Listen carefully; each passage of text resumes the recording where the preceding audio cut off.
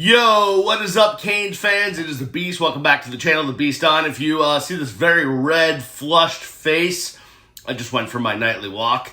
And you hear this voice, subscribe to the channel, share the videos, tell your mom, tell your dad, tell your aunt, uncle, Tio, Tia, your parents, I think I said that, sister, brother, maybe they're the same.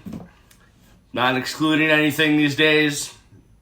Tell your wife, your girlfriend, both of them at the same time. That could get you into trouble. You get the deal. Tell everyone about it. Share.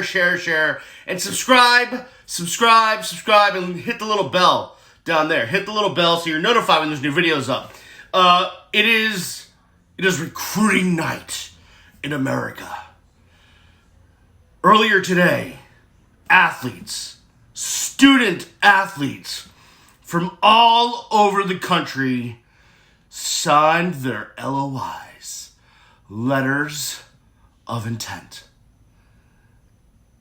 It's big.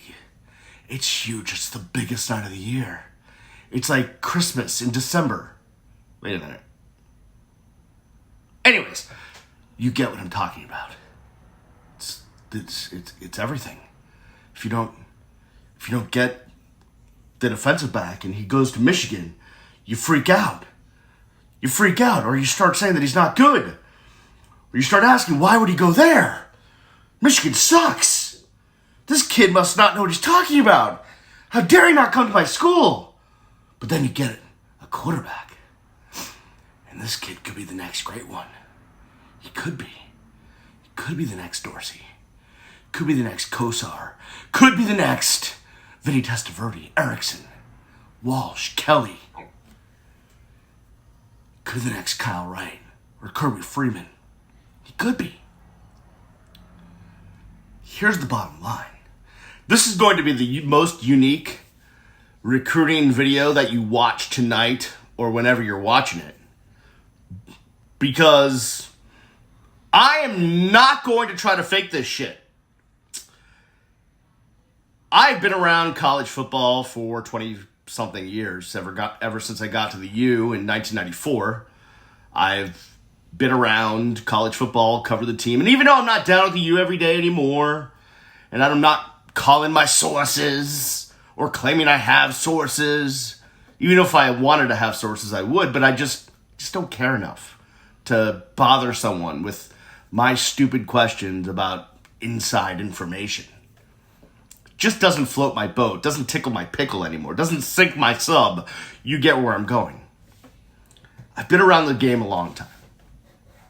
And here's what I know. I have no bleeping clue, and neither do you, and neither do all the experts, talking heads that you're watching and listening to tonight and reading the tweets. No one has a bleeping clue, okay?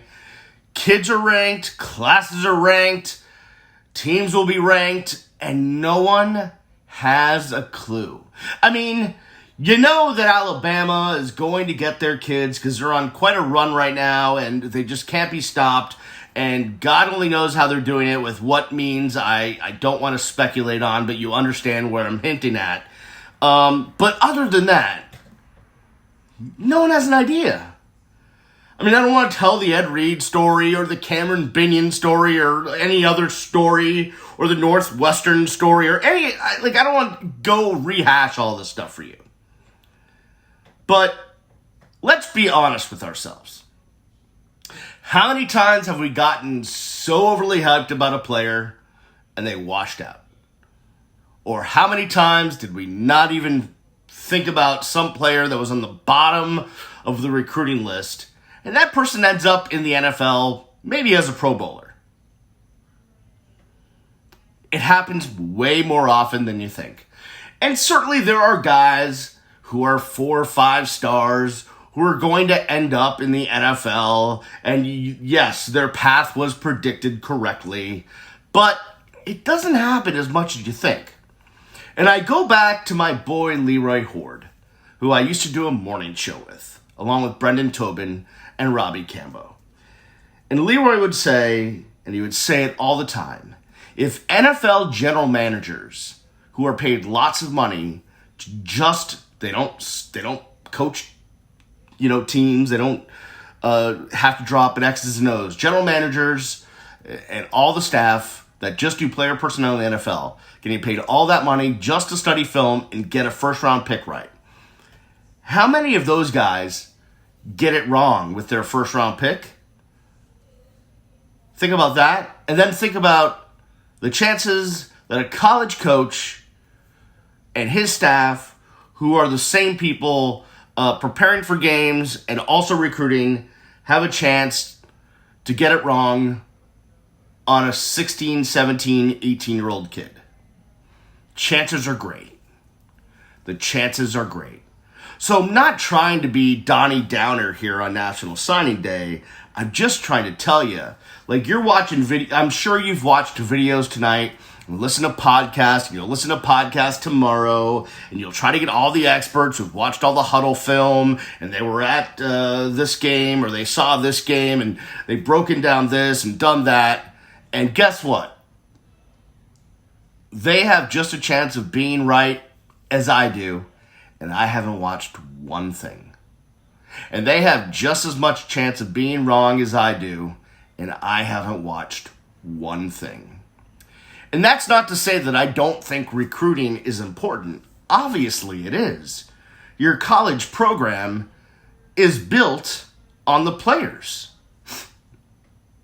Coaching's a big part of it, but it's the players, their talent, and more importantly, their character that's important to winning.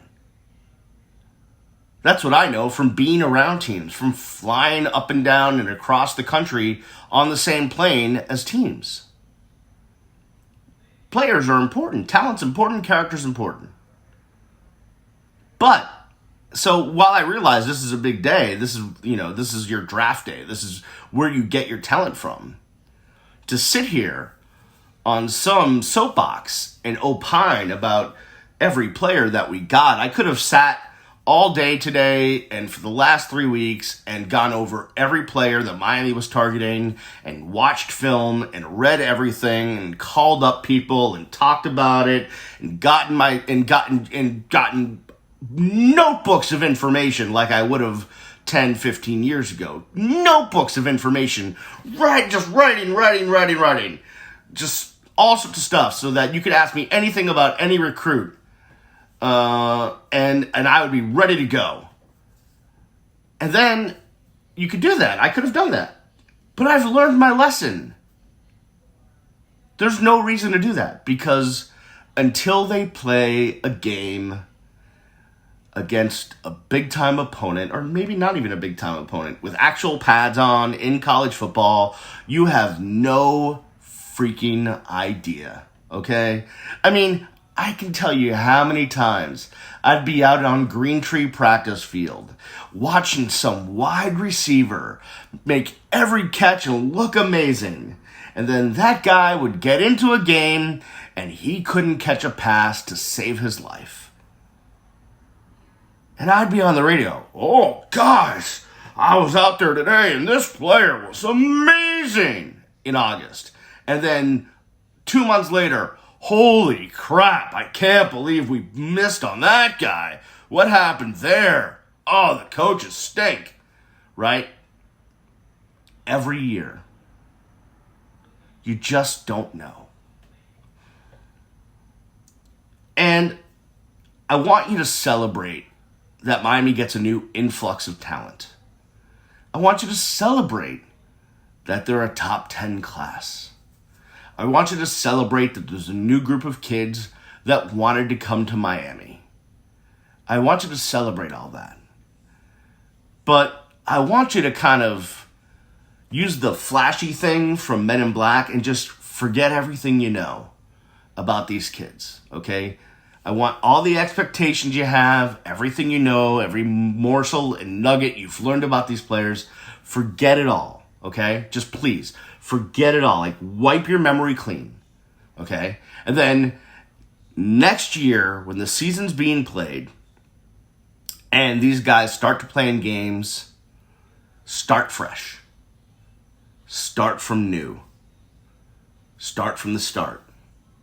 Because now they're in college with a real playbook against a real opponent playing real football. And as high level as high school football can get, it is not the same as college. Just as high level college football is, it's not the same as the NFL.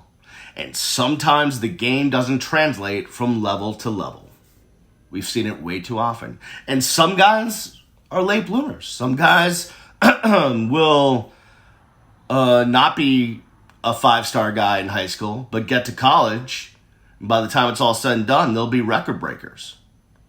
Some guys will be just okay in college, and some team will take a flyer on them in the NFL, and they'll end up going to the Pro Bowl, maybe being a Hall of Famer. It happens. All of this is a shot in the dark. I know that I know that coaches and staffers put all their time and effort into this day.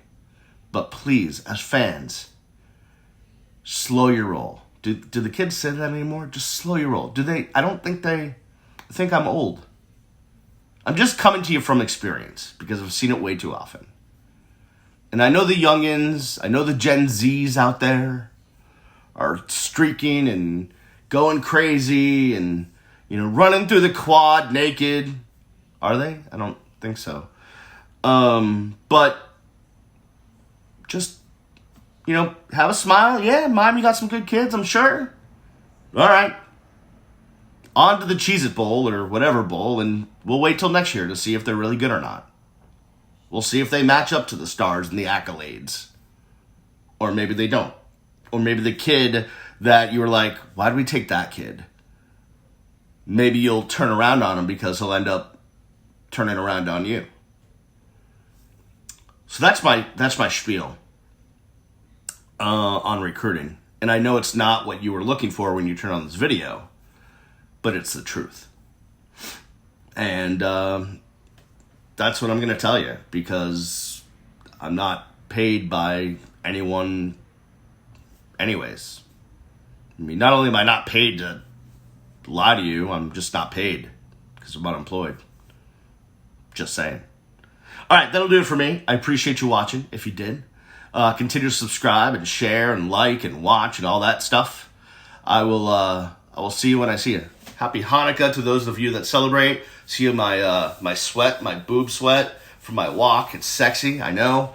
Got the fire in the background. My stockings. We're a very mixed family, even though we're all very Jewish.